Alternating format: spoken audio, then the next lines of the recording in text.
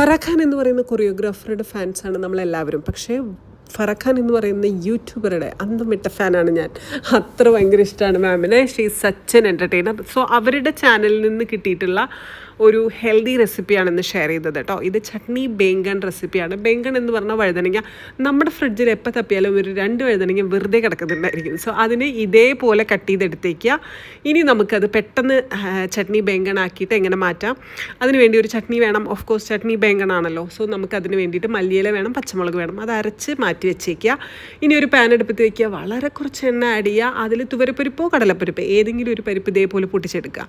എന്നിട്ട് അതിലോട്ട് ഒരു ഇച്ചിരി മഞ്ഞൾപ്പൊടി ആഡ് ചെയ്യുക, ബേങ്കൺ ആഡ് ചെയ്യുക, സോൾട്ട് ആഡ് ചെയ്യുക, അടച്ച് വെച്ച് വേവിക്കുക. അപ്പോൾ ഒന്ന് കുഴഞ്ഞ് വന്നിട്ടുണ്ടെങ്കിൽ അതിലോട്ട് ഈ ചട്നി ആഡ് ചെയ്യുക. അപ്പോൾ അത് കുറച്ച് വാട്ടറി ആവും. എന്നിട്ട് നന്നായിട്ട് കുക്ക് ചെയ്യുക. അപ്പോൾ ഒരു വാട്ടറി ആയ അതിലോട്ട് ബേസൻ അല്ലെങ്കിൽ കടലമാവ്, ബേസൻ എന്ന് പറഞ്ഞാൽ കടലമാവ് തന്നെയാണ് കേട്ടോ. എന്നിട്ട് അത് ആഡ് ചെയ്തിട്ട് അതൊന്ന് പച്ചമണം മാറുന്നത് വരെ കുക്ക് ചെയ്തെടുക്കുക. എൻ്റെ അമ്മേ എന്തൊരു ടേസ്റ്റാണ്. നമുക്ക് ചപ്പാത്തിയുടെ കൂടെ, അപ്പത്തിൻ്റെ കൂടെ, എന്തിൻ്റെ കൂടെ വേണമെങ്കിലും ഇത് പോവും.